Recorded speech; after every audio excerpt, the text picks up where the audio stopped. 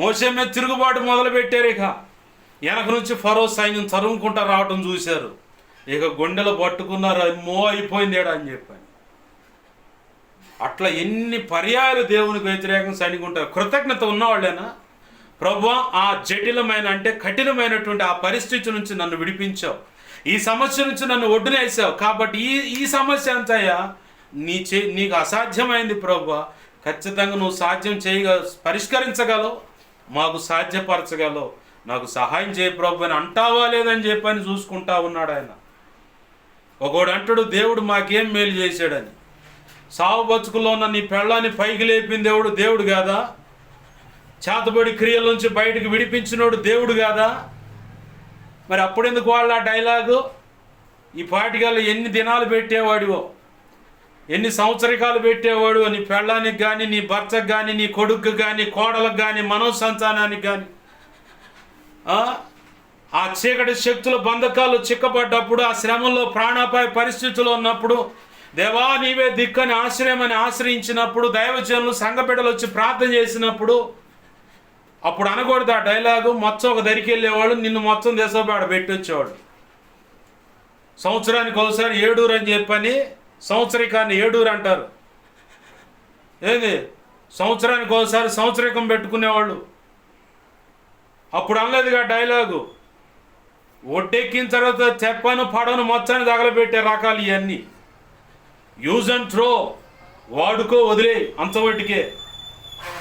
కృతజ్ఞత కలిగిన దానివైతే, కృతజ్ఞత కలిగిన వాడివైతే ప్రభు చెప్పినట్టు ఖచ్చితంగా నిలబడి, నా ప్రభు కొరకు నేను నిలబడాలి. ఎందుకంటే నా ఇంటి వారు రాలేదు, నా మెట్టినింటి వారు రాలేదు, నా పుట్టింటోళ్ళు రాలేదు, నా బంధువులు అన్నవాళ్ళు నన్ను ఆదరించలేదు, ఆదుకోలేదు. ఈ రోగ శయ్యం మీద అలాగ మంచాన పడి చావు బ్రతుకుల మధ్య అయిపోయిందిరే, ఇంకా ఎముకలు గూడే అని చెప్పని అనుకున్నారు నా బంధువులు, నా అనేవాళ్ళు, చుట్టుపక్కల వాళ్ళు. ఆ పరిస్థితుల నుంచి కూడా నా ప్రభు తన దాసును ఉపయోగపెట్టుకొని పరిశుద్ధుల ప్రార్థన ద్వారా ఆయన కృపను బట్టి స్వస్థపరిచి నన్ను లేపి నిలబెట్టి ఆరోగ్యం ఇచ్చి నడిపిస్తూ ఉంటే, వాస్తవానికి కృతజ్ఞత గలవాడివైతే, కృతజ్ఞత కలిగిన దానివైతే ఏమనాలా? దేవుడు చేసిన కార్యం అండి.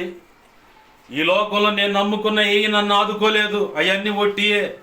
నా యేసయ్య మేలు చేశాడు, నా యేసయ్య మేలు చేశాడండి అని చెప్పని. ఒకడు తెలివిగా అంటాడు, మేలు చేశాడు కాబట్టేగా బాప్తీసం పొందాం, బాప్తీసం పొంది ఆయన మొఖాన్ని వేసామని చెప్పి అన్నట్టుగా బ్రతుకుతూ ఉంటాడు. ఒకడు అనుకుంటా ఉంటాడు మేలు చేశాడని బాప్తీసం పొంది, బాగానే ఉంది.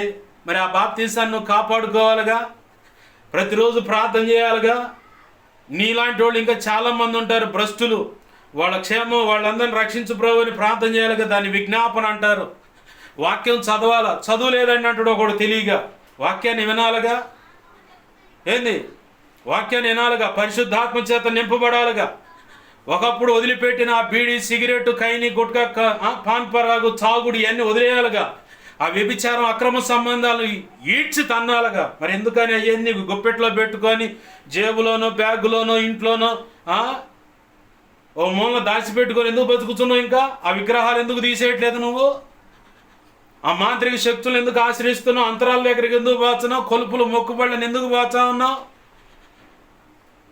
అదేమంటే బాప్తీసం అనేది కృతజ్ఞతగా బాప్తీసం ఇస్తే ఇవన్నీ చేయకూడదు. దరిద్రుడా, పనికి మాలిందని ఇవన్నీ చేయకూడదు.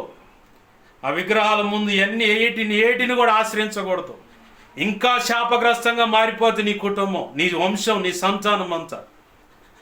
దేవుడు కోపం రేగిందంటే వరుస పెడతాడు. ఇక అన్నీ యాత్రలే, తీర్థయాత్రలు కాదు, శ్మశాన యాత్రలు మొదలు పెడతాడు దేవుడు.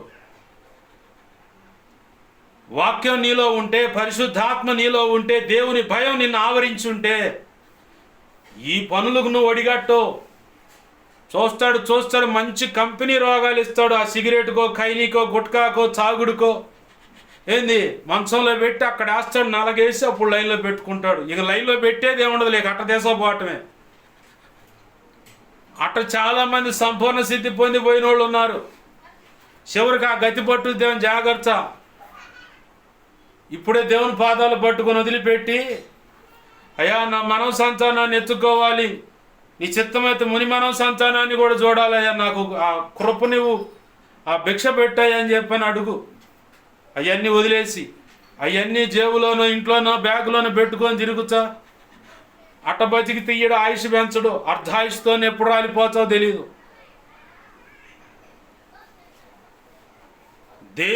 దేవుడు అంటున్నాడు, నీ నీతి నీ క్రియలు అన్నీ బాగానే ఉన్నాయి, అన్నీ బాగానే, అయినా సరే నీ మీద నేరం మోపుతున్నాను అంటున్నాడు ఆయన. ఆయన అనుకున్న రీతిగా ఆయన అనుకున్నట్టు కోణంలో నువ్వు ఆయనకు అందుబాటులోకి రావట్లేదు.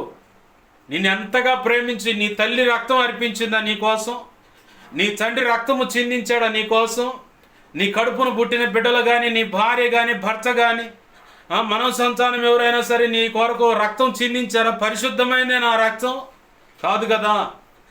నువ్వు నేను అనుభవించాల్సిన పంచగాయాలు ఆయన అనుభవించాడు. నువ్వు రక్షించబడి ఆయన పోలికగా మారాలని, ఆయన అనుకున్న పని భూమి మీద జరగాలని మాత్రమే ఆయన ఆకాంక్షించి నిన్ను ప్రత్యేకంగా ఆకర్షించి రక్షించుకొని ఆయన కృపను బట్టి సంఘంలో నిలబెడుతూ నువ్వు హెచ్చులు పోతున్నావు, బడా వ్యవహారాలు చేస్తున్నావు, తిరుగుబాటు వ్యవహారాలు, అంత గందరగోళం ఉంది నీ పని అంతా, నీ పద్ధతి అంతా. ప్రభు అంటుంది అదే, నీ మీద నేను ఒక నేరం మోపుతున్నాను,